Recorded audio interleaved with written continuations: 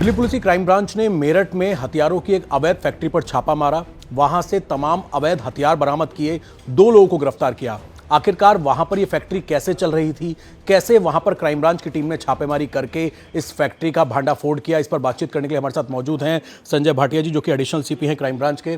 Sir, एक बड़ी कामयाबी है मेरठ के अंदर रेजिडेंशियल इलाके में ये फैक्ट्री कैसे चल रही थी, कैसे इन्फॉर्मेशन मिली और कितने हथियार आप लोगों ने वहां से बरामद किए? किस्सा ये है कि 2 तारीख को हमारी जो सेंट्रल रेंज की टीम है क्राइम ब्रांच की, जिसको एसीपी पंकज अरोड़ा हेड करते हैं, उनके पास इंस्पेक्टर गौरव चौधरी और उनकी टीम में बाकी उनके अन्य साथी sub inspector Yashpal, ASI Munawwar Khan, ASI Arun और अंकुर, इन सब के पास ये इत्तला आई कि एक शख्स जो कमला मार्केट की तरफ आ रहा है, शायद उसके पास हथियार हो। इस टीम ने इस इंफॉर्मेशन को आगे डेवलप किया, थोड़ा उसको और वेरीफाई किया और वेरीफाई करने के बाद एक ट्रैप लगाया और इंटरसेप्ट किया एक शख्स को कमला मार्केट के पास शाम को 2 तारीख को।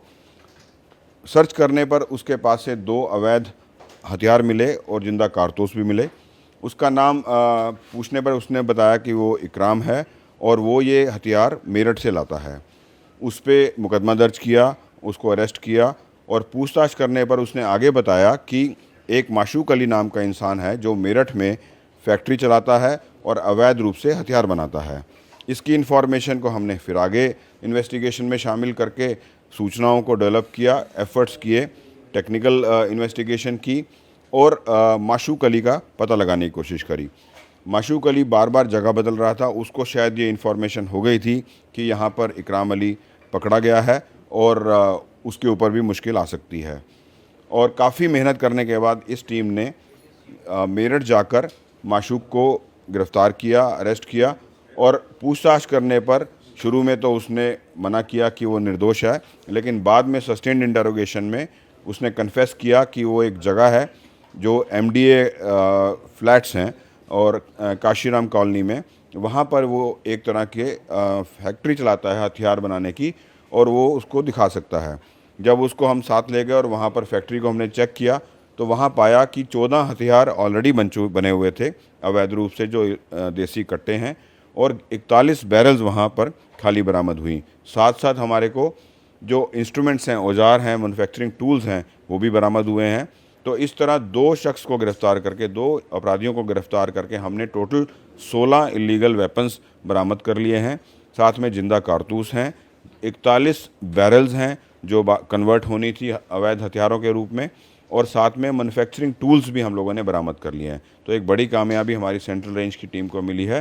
तो ये जो हम लोगों ने अवैध रूप से हथियार बनाने की फैक्ट्री को बस्ट किया है। सर, ये फैक्ट्री क्या फ्लैट के अंदर चल रही थी? और जो रॉ मटेरियल था, क्योंकि हमने देखा कि मेरठ में इससे पहले कई सारे अलग बहुत डीप गांव में जाकर इस तरह की फैक्ट्री चलती हैं जहां पर अवैध हथियार बनाए जाते हैं, फिर उन्हें अलग अलग जगह पर भेजा जाता है। तो ये रॉ मटेरियल कहाँ से ला रहे थे, ये पूछताछ में अब तक क्लियर हो पाया? ये अभी इन्वेस्टिगेशन जारी है और हमने जो है आगे की और पीछे की दोनों चेन के ऊपर काम करना है, काम कर भी रहे हैं। पीछे इसके साथ कोई और साथी अगर शामिल थे तो वो कौन थे, इसमें कारीगर कौन था, मजदूर कौन थे, रॉ मटेरियल कहाँ से आता था और ये सप्लाई किसको कर रहे थे। जो सप्लाई वाली जो आगे रिसीवर्स हैं उसके ऊपर भी हम लोग काम कर रहे हैं और जैसे ही कोई पुख्ता हम लोगों को जानकारी मिल जाएगी इन्वेस्टिगेशन में, हम लोग साझा करेंगे। सर, दिल्ली एनसीआर में ऐसे बहुत सारे हाल के केसेस देखे गए हैं जिसमें बहुत कम उम्र के लड़के जो कि अभी हाल में ही क्रिमिनल्स बने हैं, वो देसी कट्टों से फायरिंग कर रहे हैं। अभी हाल में ही साउथ ईस्ट में एक डॉक्टर की हत्या कर दी गई, इसी तरीके का वेपन था। बहुत अलग अलग तरह के गैंगस्टर्स काम कर रहे हैं। तो क्या कोई इनपुट मिल पाया है कि इस तरीके की फैक्ट्री जो है वहाँ से हथियार इस तरह के क्रिमिनल्स को भेजे जाते हैं और इनकी जो आगे बेचे जाते हैं, कितने पैसों में ये आगे जो क्रिमिनल्स हैं उनको बेचते हैं? ये हम लोग आगे लिंक्स क्रिएट करने की कोशिश कर रहे हैं, लिंक्स ढूंढने की कोशिश कर रहे हैं कि जो इस फैक्ट्री से संबंधित हथियार थे जो यहाँ बने थे वो कहाँ कहाँ गए हैं, अभी तक किस किस को बिके हैं और कहाँ कहाँ यूज़ हुए हैं। अभी शुरुआती इन्वेस्टिगेशन है, हम जब पूरी इन्वेस्टिगेशन कर लेंगे तो बता पाएंगे कि इस फैक्ट्री से बने हुए हथियार किस किस क्राइम में या किस किस क्रिमिनल के पास यूज़ हुए हैं। तो और साथ में जो आपका क्वेश्चन था कि ये 15,000 से 50,000 60,000 तक ये बेचने की कोशिश करते थे, डिपेंडिंग अपॉन द सिचुएशन वो जितने में बिकता था, पर इसका रेट जनरली 15,000 से 50,000 के बीच में ये लोग बेचा करते थे। सर एक आखिरी सवाल, क्योंकि मेरठ के अंदर ऐसी बहुत सारी फैक्ट्रीज जंगलों में, आम के बागों में या ऐसे डीप इलाकों में हमने पहले भी सुनी है, लेकिन रेजिडेंशियल इलाके में एक फ्लैट के अंदर ये लोग हथियार बना रहे थे। जाहिर सी बात है हथियार बनाने की आवाज़ भी आती होगी जब ये बनाते होंगे, तो क्या आस पड़ोसियों को कोई जानकारी नहीं मिली या फिर सुनसान इलाके में ये फ्लैट्स हैं? नहीं, ये जो फ्लैट्स हैं वो हमने देखा है अभी कि बहुत ज़्यादा वहाँ पर हैबिटेशन या आबादी नहीं आई है। नए एमडीए के जो फ्लैट्स बने हैं उन फ्लैट्स में कुछ घरों में तो ऑक्यूपेशन हो गया है और कुछ घरों में नहीं हुआ।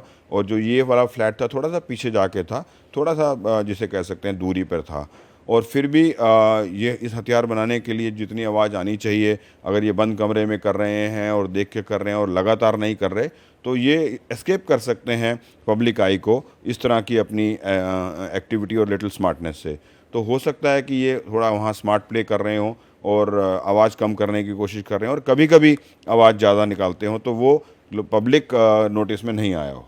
बहुत शुक्रिया सर हमसे बातचीत करने के लिए। क्राइम ब्रांच के एडिशनल सीपी हैं संजय भाटिया जी। इनका साफ तौर पे कहना है कि अवैध फैक्ट्री जो है उसका भांडाफोड़ किया गया है, 2 आरोपियों को पकड़ा गया है। अब ये आगे किन किन क्रिमिनल्स को ये हथियार सप्लाई कर रहे थे, इस चेन को भी बस्ट करने की कोशिश की जा रही है। क्राइम ब्रांच की सेंट्रल रेंज की टीम, जिसको डीसीपी राकेश पावरिया हेड करते थे, जिनका अभी ट्रांसफ़र हो गया, डीसीपी नॉर्थ ईस्ट बन के चले गए हैं, और एसीपी पंकज उस रेंज को जो सेक्शन है उसको हेड करते हैं, और साथ साथ उनकी टीमों में से एक इंस्पेक्टर गौरव और उनके साथी बाकी Yashpal, sub inspector, ASI Munawwar और बाकी साथी उनके।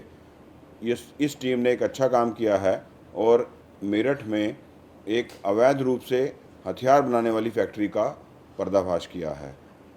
इसके साथ साथ बड़ी वेपन्स की रिकवरी हुई है, लाइव कार्ट्रिजेस मिले हैं, और जो वेपन्स बनाने की टूल्स थे, हथियार औजार थे, वो भी मिले हैं। किस्सा ये है कि 2 तारीख को शाम को इत्तला मिली एएसआई मुनव्वर को कि एक शख्स जिसका नाम इकराम है वो वेपन लेकर दिल्ली आ रहा है सप्लाई करने के लिए। इकराम को कमला मार्केट के पास इंटरसेप्ट किया गया। तलाशी लेने पर उसके पास से 2 हथियार मिले और 4 जिंदा कारतूस मिले। उसको हिरासत में ले लिया गया, मुकदमा दर्ज किया और रिमांड पर लेकर पूछताछ शुरू की गई। पूछताछ करने पर उसने बताया कि वो हथियार मेरठ में एक माशूक अली नाम के आदमी से लाता है, और पूछताछ करने में बताया कि पहले भी वो हथियार ला चुका है और सप्लाई कर चुका है। इसकी निशानदेही पर, इसकी इंटरोगेशन के बाद माशूक के बारे में, माशूक अली के बारे में और इंफॉर्मेशन डेवलप की गई, टेक्निकल जो है इन्वेस्टिगेशन की गई और सोर्सेज डेवलप किए गए। और इन्वेस्टिगेशन करते हुए, क्योंकि माशूक अली अपनी जगह बदल रहा था, बार बार जो है वो अलग अलग जगह पर रह रहा था, मेरठ जाकर माशूक अली को गिरफ़्तार किया गया। माशूक अली को गिरफ़्तार करने पर उसने बताया कि मेरठ में ही, पास में ही उसने एक फैक्ट्री बना रखी है जिसमें वो अवैध रूप से वेपन तैयार करता है। उस फैक्ट्री को हम लोगों ने रेड किया।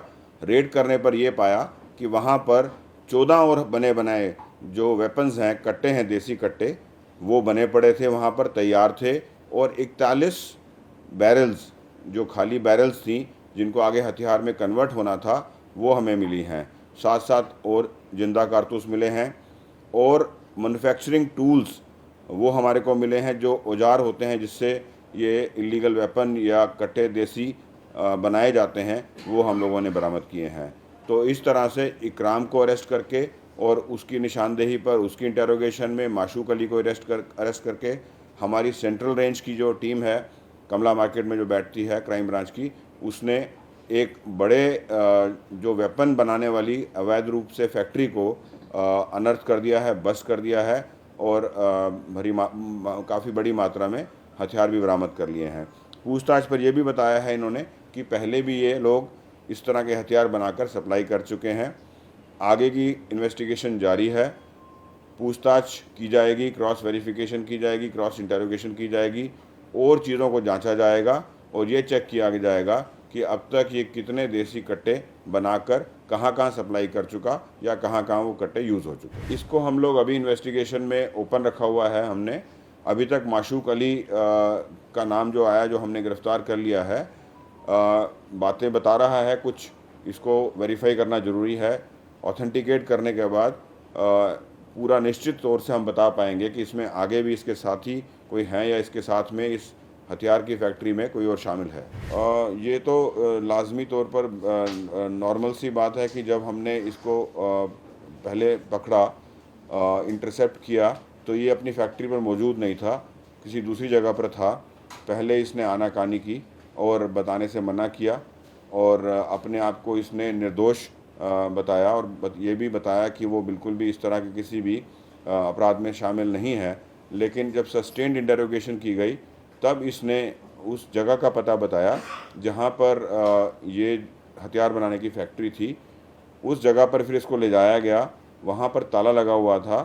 ताला खोलने के बाद हम लोगों ने पाया कि अंदर बाकायदा 14 वेपन्स बने हुए पड़े हुए थे।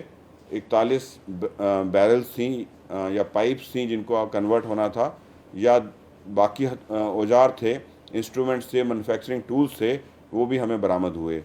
वो सारा हम लोगों ने अपने कब्जे में लिया, माल मुकदमा बनाया प्रोसीजर फॉलो करते हुए और इसको गिरफ़्तार करके ले आए हैं। इसको आगे की पूछताछ की जा रही है और जैसे ही और इसके बारे में सूचना या हमें इसके बारे में पता चलेगा आपको बताएंगे।